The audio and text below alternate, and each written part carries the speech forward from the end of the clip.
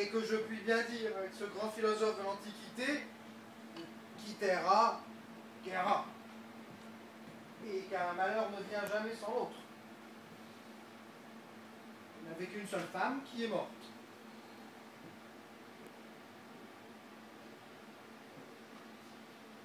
Et combien donc en voulez-vous avoir? Elle est morte, monsieur mon ami. Cette perte m'est très sensible. Je ne puis m'en souvenir sans pleurer.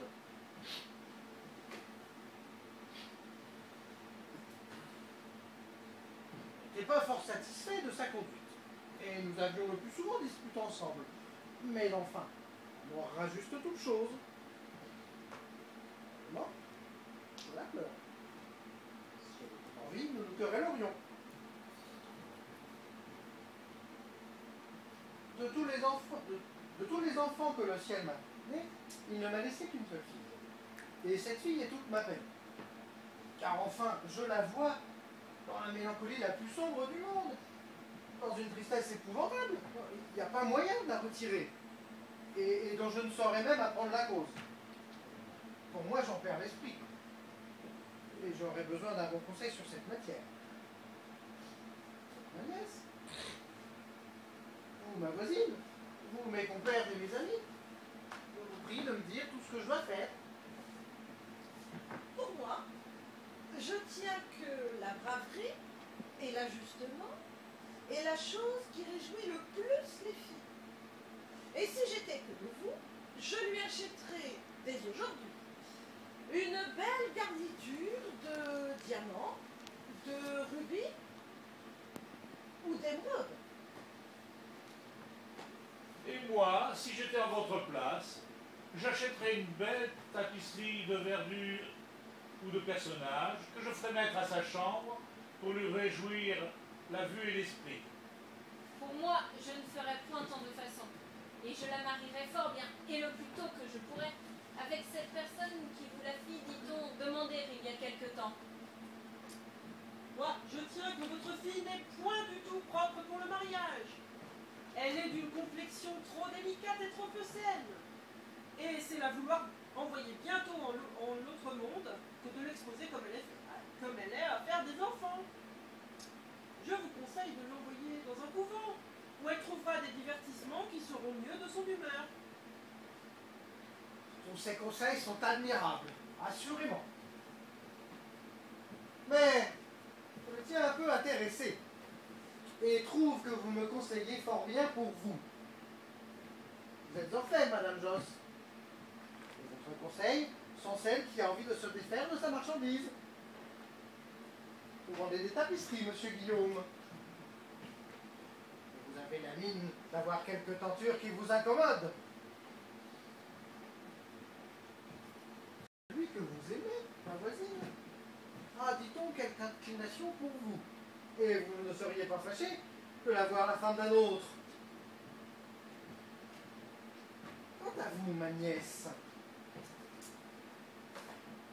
et ce n'est pas mon dessein, comme on sait, de marier ma fille avec qui que ce soit. Et j'ai mes raisons pour cela. Mais le conseil que vous me donnez de la faire religieuse pourrait bien être de quelqu'un qui souhaite charitablement être mon héritière universelle.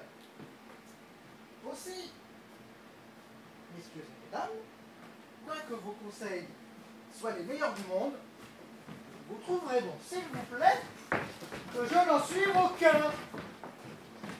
Voilà de mes donneurs de conseils à la mode.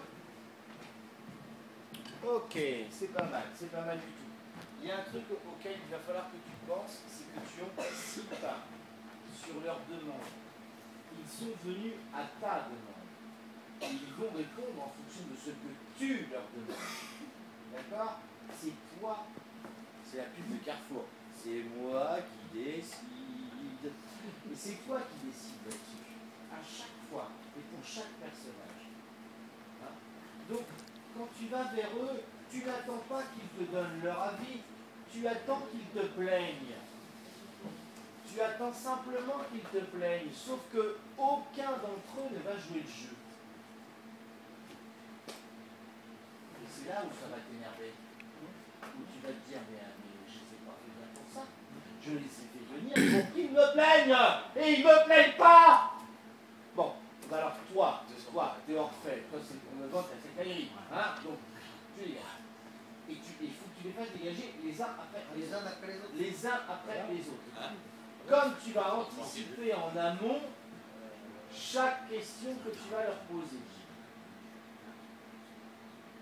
Tu comprends ce que je veux dire? Je comprends, mais si je les dégage les uns après les autres, ça colle plus avec ce que je dis à la fin ici. Pourquoi? Parce que j'ai l'adresse à tout le monde avant de les dégager. Oui. Messieurs et mesdames,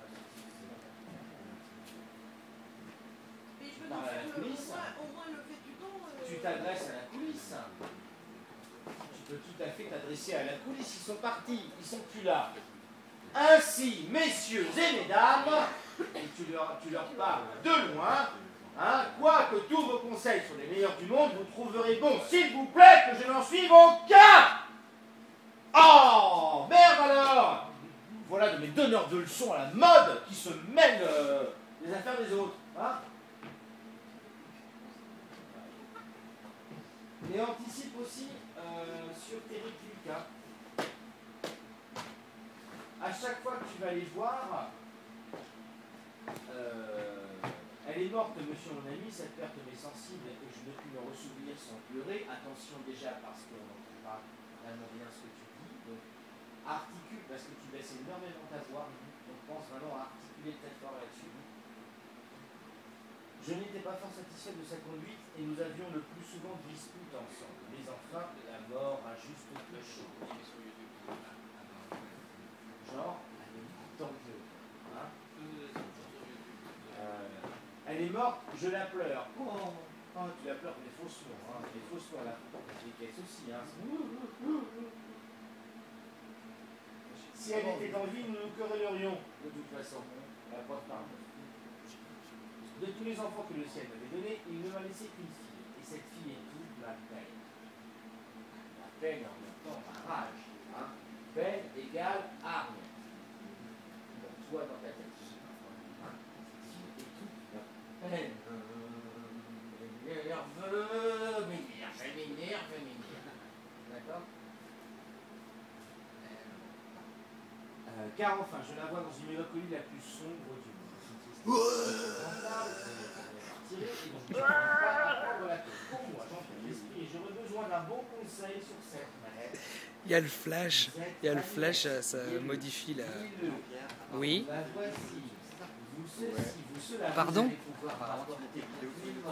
Il broadcast on YouTube.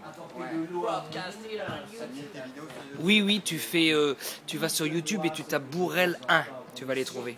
Parce que je ne veux pas entendre. T'as pas, oui, la semaine dernière, tu